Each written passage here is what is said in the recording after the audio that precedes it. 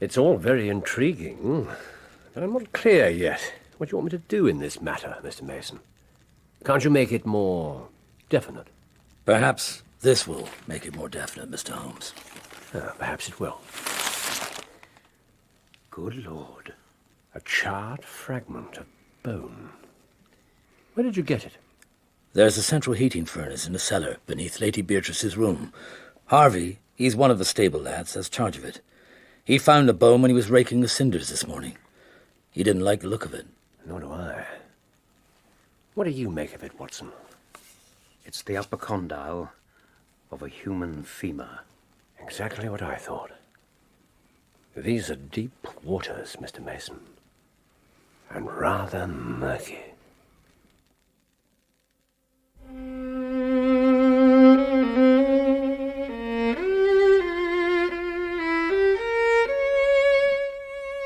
Shoscombe Old Place.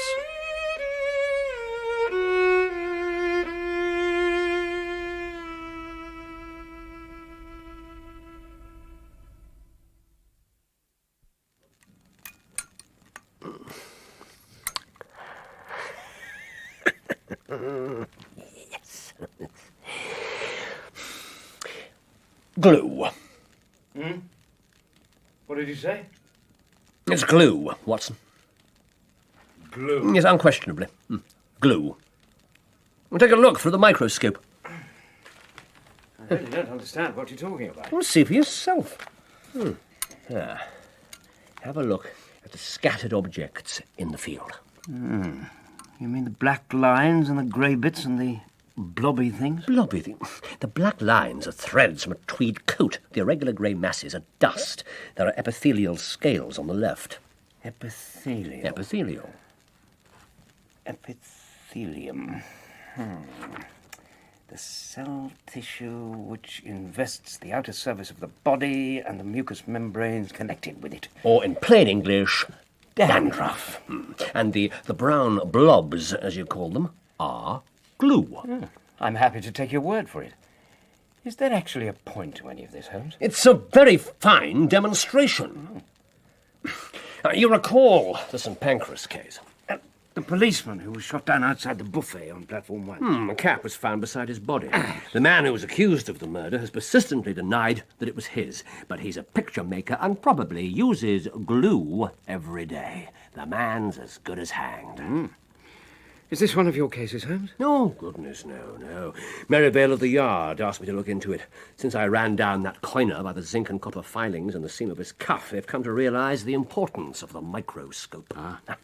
Yes, it's a fascinating aid to detection. Oh, yes. What time is it, Watson? 11:15. Yes, I'm expecting a client, but he's overdue.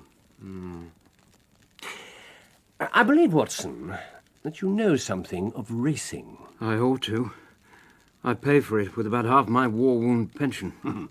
I knew I could rely on you. You shall be my handy guide to the turf. I don't follow you. Does the name Sir Robert Norburton mean anything to you? I should say it does. He lives at Shoscombe Old Place. You've been there? My summer quarters were down there once. Summer quarters? When I was a medical student. Oh. Tell me about Sir Robert Norburton. What manner of man is he? He nearly came within your province once. Within my province? How was that? There was a most unsavoury type. Sam Brewer. The moneylender, the one who has premises in Curzon Street? That's the fellow. It happened on Newmarket Heath. Norburton was already pretty deep in, but he asked for an extension of credit. Brewer refused him point blank, and he wasn't exactly discreet about it either. Norburton saw red and took a horsewhip to him. Brewer was lucky to get away with his life. What a remarkable character. Does he often indulge himself in that fashion? He has the name of being a very dangerous man. He's just about the most daredevil rider in England. Second in the Grand National a few years back. Yes, I remember it. The horse was, what was his name? Patroclus. That's it. Yeah. He's one of those men who's been born out of his time. He should have been a buck in the days of the Regency. A boxer, an athlete, a plunger on the turf, a lover of fair ladies. And, by all accounts, so far down Queer Street that he may never find his way back again. Capital, Watson. A perfect thumbnail sketch. I already seem to know the man. Now, can you give me some idea of Shoscombe Old Place? No, I can't tell you about the house. It's supposed to go back centuries. But for the past 20 years, it's been the home of the Shoscombe stud. The training quarters are there, too. And the head trainer is John Mason. How do you know that? There's nothing surprising about my knowing it, Watson. I happen to have received a letter from him. But tell me more about Shoscombe. I seem to have struck a rich vein. There are the Shoscombe Spaniels, of course. You hear of them at every dog show. No. They're the most exclusive breed in England, and the special pride of the lady of Shoscombe Old Place. Sir Robert Norberton's wife, I presume. Good Lord, no. Sir Robert has never married. Just as well, I should think, considering his prospects and his reputation. He lives with his widowed sister, Lady Beatrice Folder. You mean that she lives with him? No. That's not what I meant at all. The house belonged to her late husband, Sir James Folder. Her brother has no claims on it at all. His sister has only a life interest in the estate, and it reverts to her husband's brother at her death. Meantime, she draws the rents every year. Ah, and Brother Robert, I suppose, spends said rents. That's about the size of it. He's a devil of a fellow. I must lead her a most uneasy life. Yet I have heard that she's devoted to him. And to the Shoscombe Spaniel. And to the Spaniels, yes. But what is the trouble at Shoscombe? Here I expect is the man who will enlighten us. Mr. John Mason. The same. Mr. Holmes? I'd kindly take a seat, Mr. Mason. Thank you. This is my friend and colleague, Dr. Watson. Your servant, Doctor. Mr. Mason? You received my note, Mr. Holmes. Yes, I received it, but it explained nothing. It was too delicate a situation to put the details down on paper. Rather too complicated. I could only talk about it face to face. So here we are, Mr. Mason, at your disposal. Pray proceed. Very well, Mr. Holmes. First of all, I think that my employer, Sir Robert, has gone mad. This is Baker Street, not Harley Street. What makes you say so? Well, sir, when a man does one queer thing, or two queer things, there may be a meaning to it. But when everything he does comes into that category, then you begin to wonder. I believe Shoscombe Prince and the Derby have turned his brain. Shoscombe Prince is a colt you are running? The best in England, Doctor. I should know if anyone does. I've had my eye on him since he first got up on his legs. Now, I'll be plain with you, for I know you're a gentleman of honour, and it won't go beyond this room. That goes without saying, Mr. Mason. Thank you, Doctor. Sir Robert has got to win the Derby. He's up to his neck in trouble, and it's his last chance. Everything he could raise or borrow, he's put on Shoscombe Prince. And of fine odds, too. Oh, you can get 40s now, but it was nearer the 100 when he began to back him. But how is that when you say that the horse is so good? The public doesn't know how good he is. Sir Robert has been too clever for the touts. He's been taking the Prince's half-brother out for spins round the park. You can't tell them apart. But there are 2 lengths and a furlong between them when it comes to a gallop. Sir Robert evidently knows what he's about. He thinks of nothing but the horse and the race. His whole life is on it. He's holding off the moneylenders till then. If the Prince fails him, he's finished. It seems rather a desperate gamble. It's perfectly rational. So where does the madness come in? Why, Mr. Holmes, you only have to look at him. I don't believe that he's had a wink of sleep this past month. He's down at the stable at all hours, day and night. His eyes are wild, staring out of his head. And then there's his conduct towards Lady Beatrice. What is that? Sir Robert and his sister always used to be the best of friends, Mr. Holmes. They had the same tastes, and she loved the horses as much as he did. Every day at the same hour, she'd drive down to see them. And above all, she loved the Prince.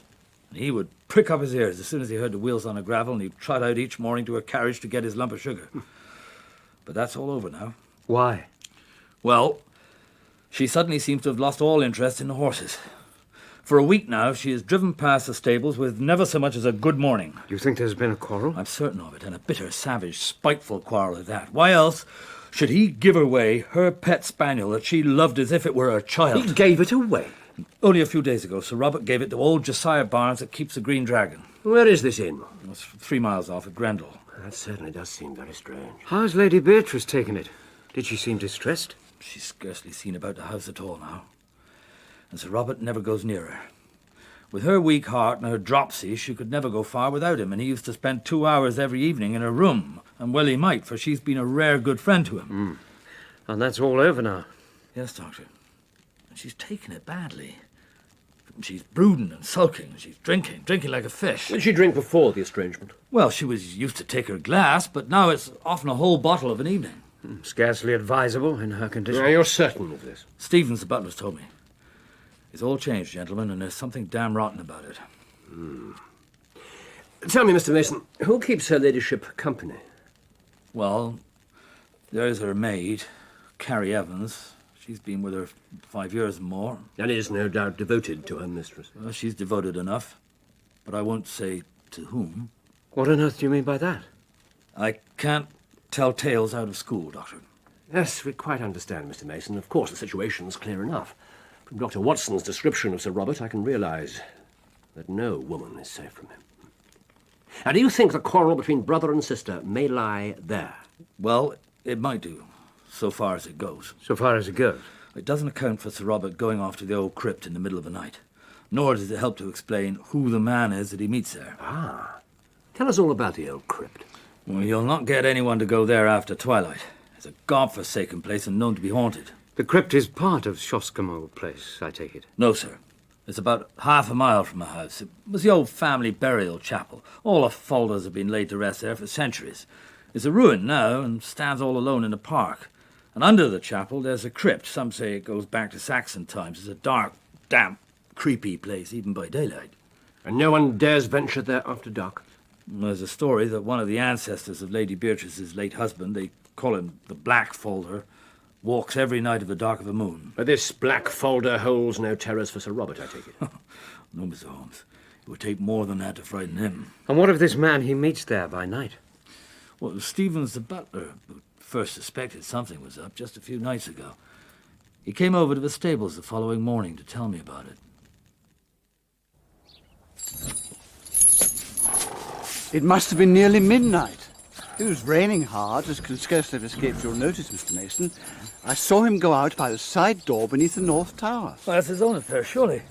Perhaps he just slipped out to meet some fancy woman. In the old crypt. Mind you, some people do have very peculiar tastes. How can you be sure he was going to the old crypt? Sir Robert keeps a pair of field glasses by the library window. Well, I could follow the course of his lantern along the side of the walled garden and into the park.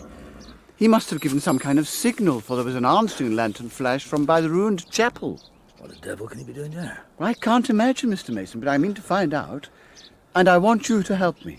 How do you mean? Come up to the house this evening. We'll have a bite to eat, and I'll keep a wary eye on Sir Robert. If he sets off one of his midnight rambles again, I want you to help me find out what he's up to.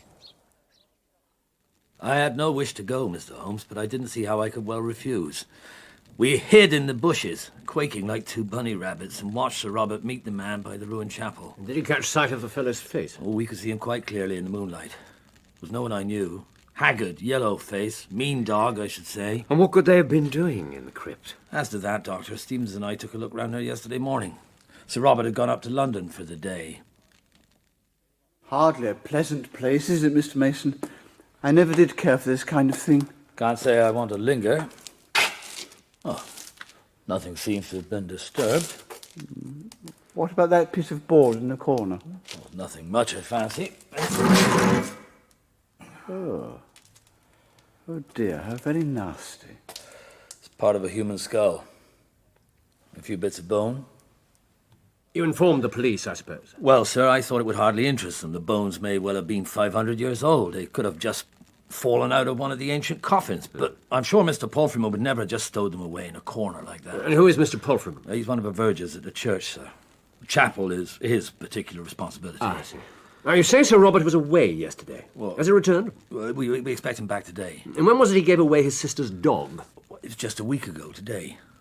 The creature was howling outside the old well house, and Sir Robert was in one of his tantrums that morning. He caught it up, and I thought he would have killed it. But he gave it to Sandy Bain, the jockey, and told him to take the dog to old Barnes at the Green Dragon, for he never wished to see it again. Yes, it's all very intriguing. I'm not clear yet what you want me to do in this matter, Mr. Mason. Can't you make it more, more definite? Perhaps this will make it more definite, Mr. Holmes. Yes, perhaps it will. Good Lord. A charred fragment of bone. Where did you get it? There is a central heating furnace in the cellar underneath Lady Beatrice's room. It's been off for some time, but Sir Robert complained of the cold and had it on again. Harvey, he's one of the stable lads, has charge of it. He found the bone when he was raking the cinders this morning. He didn't like the look of it. Oh, nor do I. What do you make of it, Watson? It's the upper condyle of a human femur. Exactly what I thought. Yeah. When does the lad tend to the furnace? He makes it up every morning, leaves it. And anyone could go there during the night. Well, that's correct. Can you enter it from outside? There's one door from the outside. There's another which leads up by a stair to the passage by Lady Beatrice's room. Yes, these are deep waters, Mr. Mason, deep and rather murky. Now, you say that Sir Robert was not at home last night? No, sir. No, then whoever was burning bones, it was not he. That would seem to be the case. I think we might take a look into this, Watson. Yes, we might perhaps make the Green Dragon our headquarters. And keep an eye on her ladyship's spaniel. Is there good fishing in that part of Berkshire?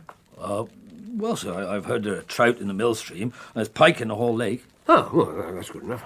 Well, Watson and I are famous fishermen, are we not, Watson? Ooh, complete anglers, Holmes. It might be best if we don't see each other, Mr. Mason, but a note will reach us, and no doubt I could find you if I need to. You should address us in future at the Green Dragon. We should reach there tonight. Get down, Jason. I'm sorry, gentlemen. I don't know what's come over him. You got our telegram, I take it. Oh, yes, sir. I'll put you in the 2 rooms at the back, overlooking the garden. Get down. What's the matter with you? I'll get the boy to take your bags up and your fishing tackle. There's no mistaking what you've come here for, sir.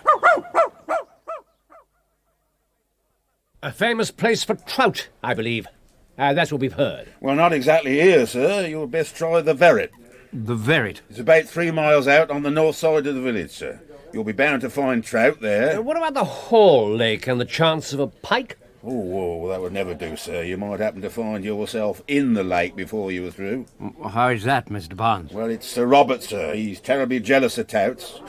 Do we look like touts? Goodness, no, gentlemen, but Sir Robert is mighty suspicious of any stranger who comes within these parts. The Hall Lake's not a quarter of a mile from his training quarters. If he sees you there, he'll be after you, sure as fate. Ain't taking no chances, Sir Robert ain't. Who is this, Sir Robert? Sir Robert Norberton. He has a horse entered for the Derby. And he fancies his chances, I take it. Oh, yes, sir. We've all of us put our money on the horse, and Sir Robert's backed him with everything he possesses. I suppose you ain't by any chance on the turf yourself, sir? Good Lord, no. Just 2 weary Londoners with the need to put some good Berkshire air into their foggy lungs. Well, you're in the right place for that. There's a deal of it lying about. But mind what I've told you about Sir Robert. He's the sort that strikes first and speaks afterwards. You think we're likely to come across him? Well, not for a day or so, sir. He's gone up to London. But I don't want no trouble if you two go straying about the park and he finds out that you've been putting up here. Just to keep clear of the park, if you please, gentlemen. You need not concern yourself about that, Mr. Barnes. We certainly shall. By the way, that was the most beautiful spaniel that made such a fuss when we arrived. Was it bred locally? What you say it was Sir Robert himself as gave it to me. That's why I have to keep it on a lead. It would be off back to the Hall in a jiffy if I gave it its head. Would it indeed? Well, if you'll forgive me, gentlemen, I mustn't stay here gossiping. Just let me know if there's anything you want. As I say, the Verret up by Alt's End is the place to take a trout or two. We'll give it a try, Mr. Barnes. Thanks for your advice. Well, if there's anything you require, gentlemen, just ring the bell. Thank you, Mr. Barnes. We're getting some cards in our hand, Watson. It's not an easy one to play, but we may see our way in a day or two. And since Sir Robert's still in London, we might perhaps enter the sacred domain without fear of bodily assault. There are 1 or 2 points on which I'd like reassurance. You have a theory, Holmes? No, it's too soon for anything so substantial. But of this, I am sure. Something happened a week ago which has cut deep into the heart of the Shoscombe household. And what do you suppose that could be? Oh, we can only guess at it from its effects. And they seem to be of a curiously mixed character, but that should help us. And it's only the colourless, uneventful case which is hopeless. I don't quite follow you. What effects do you mean? Consider the data, Watson. Sir Robert no longer visits his invalid sister. He gives away her favourite dog to the innkeeper. Her dog, Watson. Does that suggest nothing to you? Nothing but a brother's spite. Well, it might be so. Or, well, there is an alternative. What alternative? Let's continue our review of the situation from the time that the quarrel began. We don't know that there was a quarrel. Well, for the sake of argument, let's suppose that there was. The lady keeps to her room, alters her habits, is not seen save when she drives out in her carriage, refuses to stop at the stables to greet her favourite horse, and apparently takes to drink. Yes, that covers the case, does it not? Save for the business in the crypt. Well, that's another line of thought. There are two, and I beg you do not entangle them. No. Now, line A, which concerns Lady Beatrice, has a vaguely sinister flavour, has it not? I can make nothing of it. Can you not? Well, then, let us take up line B, which concerns Sir Robert. Now, he's determined to win the Derby. He's in the hands of the moneylenders and may at any moment be sold up and his racing stables seized by his creditors. He's a daring and desperate man. He derives all his income from his sister. His sister's maid is his willing tool. Huh? So far we seem to be on fairly secure ground, do we not? But the crypt. Ah, yes, the crypt. Let us suppose it's merely a scandalous supposition, a hypothesis put forward for argument's sake, that Sir Robert has done away with his sister. But, my dear Holmes, that is out of the question. Very possibly, Watson. Sir Robert is a man of honourable stock. But you do occasionally find a carrion crow among the eagles. Let's for a moment argue upon this supposition. He couldn't fly the country until he'd realised his fortune, and that fortune could only be realised by winning the Derby with Shoscombe Prince. Therefore, he still has to stand his ground. But how does he do that? Well, to begin with, he'd have to dispose of the body of his victim, and he'd also have to find a substitute who would impersonate her. Well, with the maid as his confidant, that would not be impossible. His sister's body might be conveyed to the crypt, which is a place of evil reputation and seldom visited, and it might be secretly destroyed at night in the furnace, leaving behind it such evidence as we've already seen. Yeah? What do you say to that, Watson? Well, it is all possible, I suppose, if you grant the original monstrous supposition. Yeah. I think that there's a small experiment we may try tomorrow. Might throw some light on the matter. First of all, we need some good reason why we cannot go fishing, something that we've forgotten that could rule out the whole day. We could have forgotten our spoon bait, perhaps. A spoon bait, capital. And I think that I'll propose to Mr. Josiah Barnes that we take his highly bred black spaniel for a walk in the direction of Shoscombe Old Park. I can't say I care very much for the heraldic griffins on the gate. Too ostentatious by half. If we may trust the boot-boy at the inn, it's by this gate that Lady Beatrice takes her midday drive in her open barouche. It's nearly 12 now. The carriage will have to slow down while the gates are opened. When it comes through and before it gathers speed again, I want you, Watson, to stop the coachman with some question or other. I think that might be arranged. That must be them now. What will you be doing? Never mind about me. I'll stand behind this holly bush with the dog and see what I can see. Very well. Here they are. Lady Beatrice, smothered in shawls with a veil over her face, and a girl who looks no better than she should be by her side, the maid, I presume. The man's coming out to open the gates. Off you go, Watson. Good day, your ladyship. I say, coachman. I say.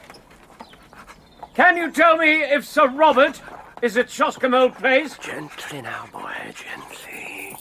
Now then, go. Go, your mistress. Get it away! Get it away! Get it off me! Drive on, man! Drive on! Come here, boy! Come here! There. Good boy. You thought it was your mistress, didn't you? It turned out to be a stranger, didn't it? Well, then, are you satisfied? Dogs don't make mistakes. But it was a man's voice. Exactly, Watson. We've added one card to our hand, but it needs careful playing all the same. So, how should we proceed? Now, first, we shall take this highly perceptive creature back to the Green Dragon, and then we shall miraculously discover that we brought our bait after all. But why should we want to do that? Because I've arranged to meet our good friend Mr. Mason by the mill stream.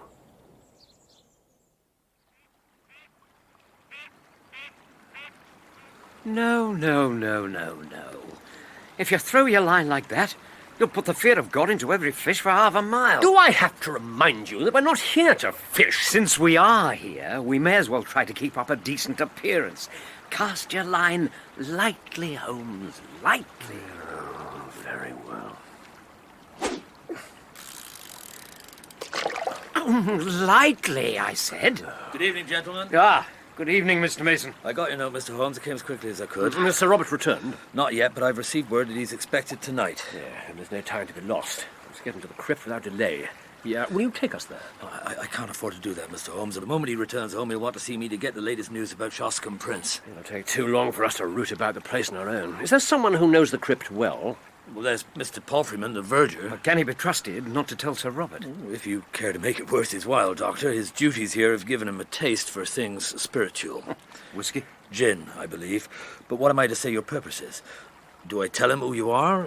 Inform him that Mr. Podmore and Dr. Gurney from the Society for Psychical Research have come to investigate the legend of the Black Folder and wish to examine his grave. That should give us sufficient cover, I think.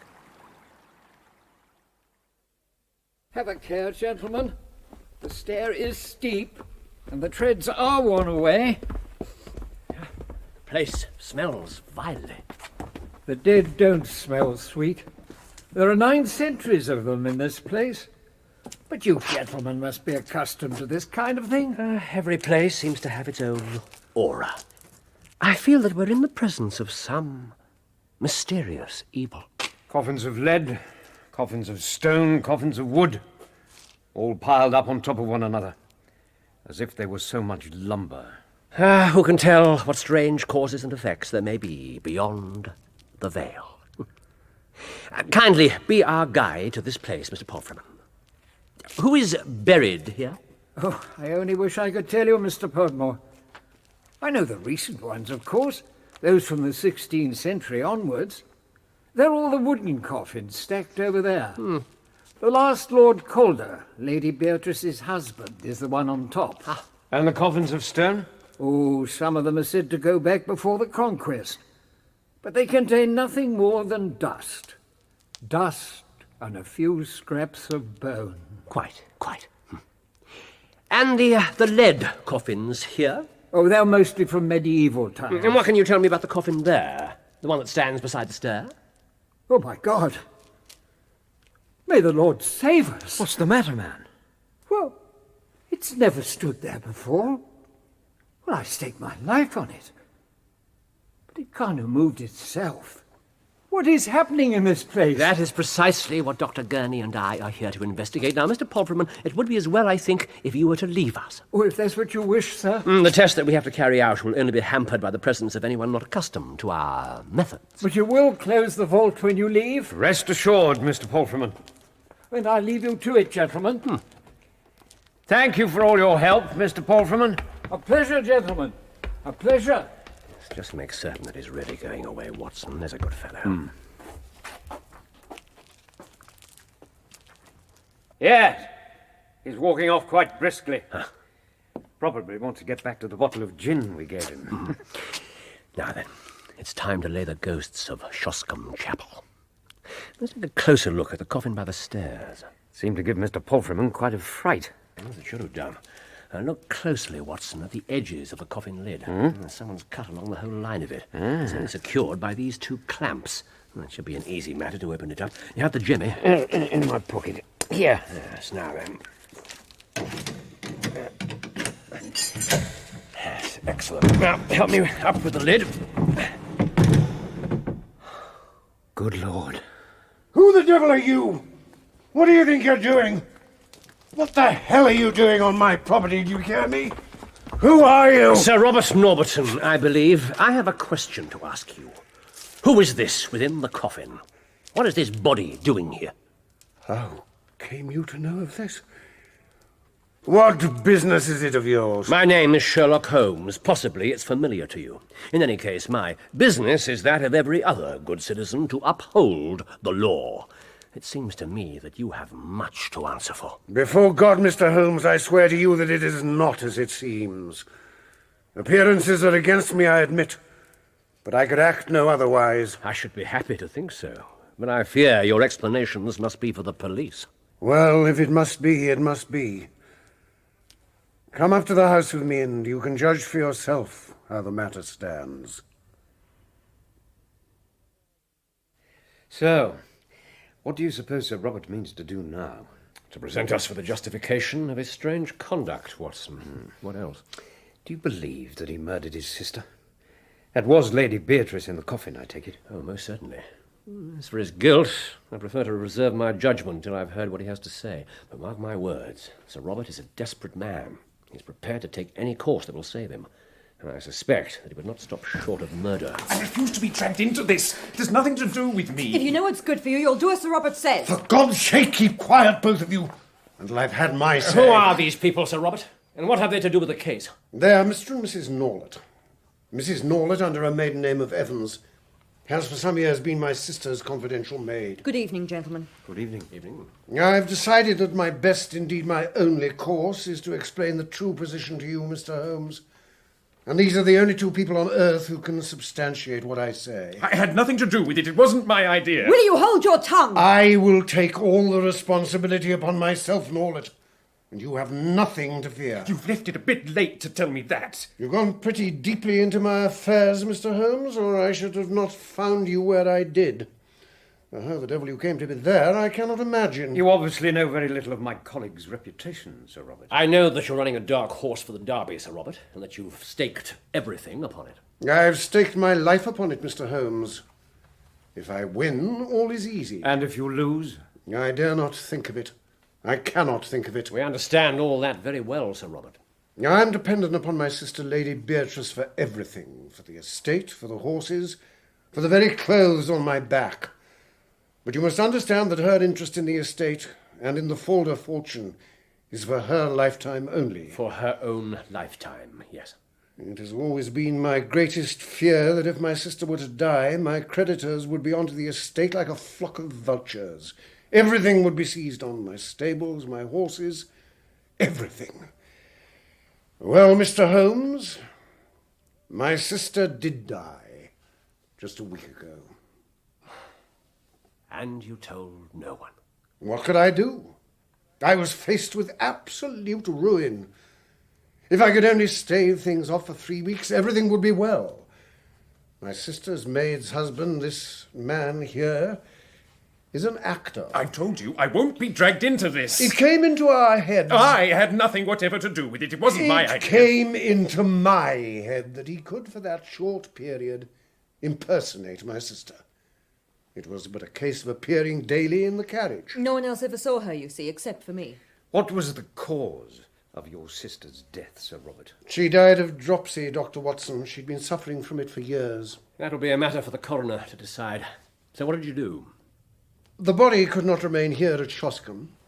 On the first night, Norlett and I carried it into the old well house, which is now never used. He forced me into it. I had no wish to be party to such a thing. Unfortunately, her pet spaniel refused to leave her side and wailed so piteously that it was essential to get rid of it as quickly as possible. And so you gave it to the landlord of the Green Dragon. There seems to be precious little that you two haven't discovered.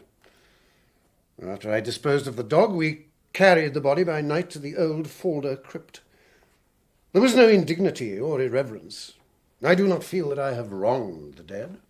Your conduct seems to me to be inexcusable, Sir Robert. It's easy to preach, Mr. Holmes. You shovel your poor sister away in a stinking vault without ceremony. It is still consecrated ground, Doctor, and it seemed no dishonour to give her a temporary resting place in the coffin of one of her husband's ancestors. May I say something? Yes, Mrs. Norlett. I am certain that Lady Beatrice would have borne Sir Robert no ill will for what he has done. She would not have wished to see shame and ruin fall upon him. I know that she would have understood. Thank you, Carrie. Continue your story, Sir Robert. We opened up one of the coffins and removed the contents. The remains of Ralph de Folder, I believe. It did not seem to me to matter much who it was. We placed my sister in the coffin, as you discovered.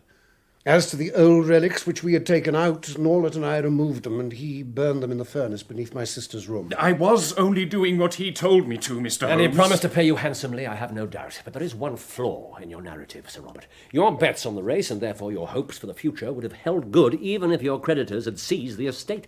No, Mr. Holmes. The horse itself would be part of the estate. Shoscombe Prince would go along with everything else. And what do my creditors care for my bets? As likely as not, they would not run the horse at all. My chief creditor is, unhappily, my most bitter enemy. A rascally fellow, Sam Brewer. The man you took a horsewhip to on Newmarket Heath. The very same, Doctor.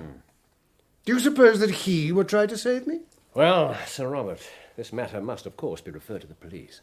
It was my duty to bring the facts to light, and there I must leave it. But surely, Mr. Holmes, you must understand. As to the morality or decency of your own conduct, it's not for me to express an opinion. But if news of this should get about before the Derby, I shall be ruined. Surely, Mr. Holmes, you must see that the least hint of a scandal of this kind would be certain to make Sir Robert's creditors foreclose on him. Nothing can harm Lady Beatrice now, and the poor wretch who was shovelled out of his grave has been dead for 500 years. Can you not hold your hand until after the race? The law must take its course, Mrs. Norland. But it would give me no satisfaction to see Sir Robert ruined. My report on these strange proceedings will fall on the Commissioner's desk the day after the Derby. But have a care, Sir Robert. I am not unknown to the police. The least word from me may influence the outcome for good or ill. I've learnt my lesson, Mr. Holmes, and I am very grateful. You have been most understanding. Then, as it's nearly midnight, I think, Watson, that we'll make our way back to our humble lodging. The outcome rests in the hands of fortune, Sir Robert. Oh,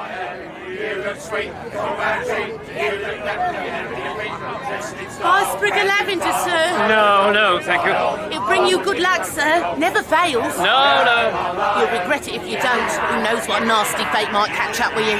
Go on, sir. Only a penny. Oh, very well. Here. Let me pin it to your coat. May fortune smile upon you, sir.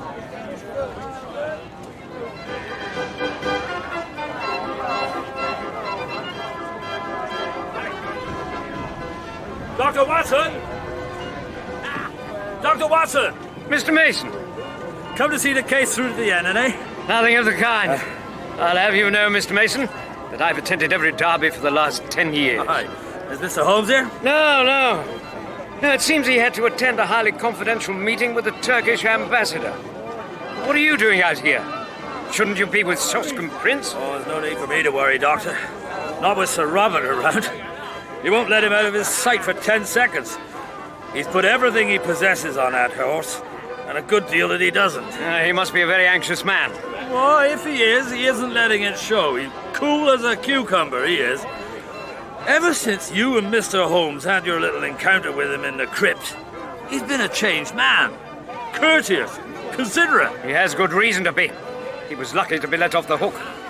Mind you, if that young woman hadn't put in a word for him... What woman? Mrs. Norlet. Mrs. Norlet? Oh, so that's the game now, is it? I don't follow you. Well, I suppose he thinks that by passing her off as that fellow's wife, no one will raise an eyebrow at her staying on at Shoscombe Old Place. She's still playing Carrie Evans. And he's Evans, too, her brother. He's been sponging off her for years. Oh, a very edifying specimen of humanity. Right, well, I'd better be getting back to Shoscombe, Prince. Not long to go now. And Sir Robert's creditors, are they holding off? Until the race is over. After all, it's in their interest. If the Prince wins, they'll get their money back. So they'll be cheering him on with the rest of us. Good luck to you all, Mr. Mason. Thank you, Doctor.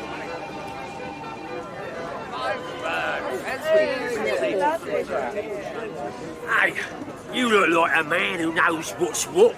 I beg your pardon? Want a tip? A tip? Yeah, it's a sure thing. Look, just run along, will you? Oh, it's a dead sir. Come on, come on. They cost you a guinea. Kindly leave me alone. You can't lose. You can stake your Warburton pension on him. Good Lord.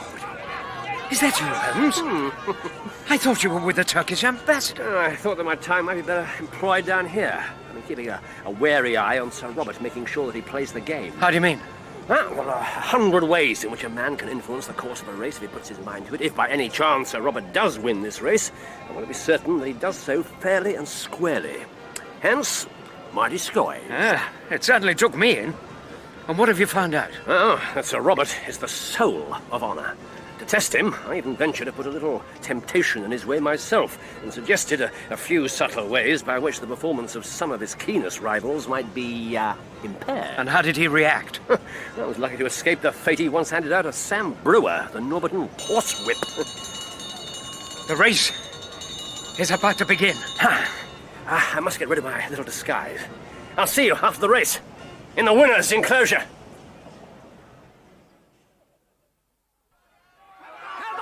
Shoscombe Prince! Come on, old boy! Yes! You can do it! That's it! In off the rails! Yes! Come on! Come on! Shoscombe Prince! Come on! Oh, you lovely old nag.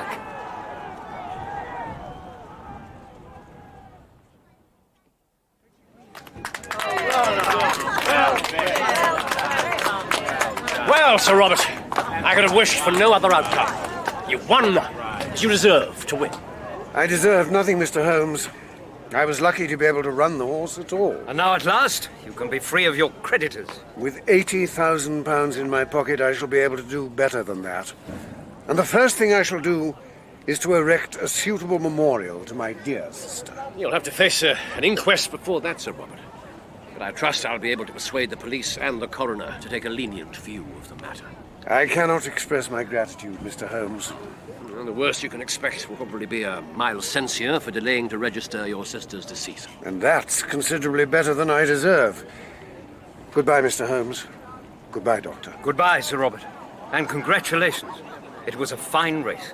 Thank you, Doctor. Norbiton. And now, Watson, I think we can take leave of these joyful scenes and return to the modest tranquility of 221B Baker Street. Yes, of course. There is one little thing to be cleared up before we leave. What is that? I must collect my winnings.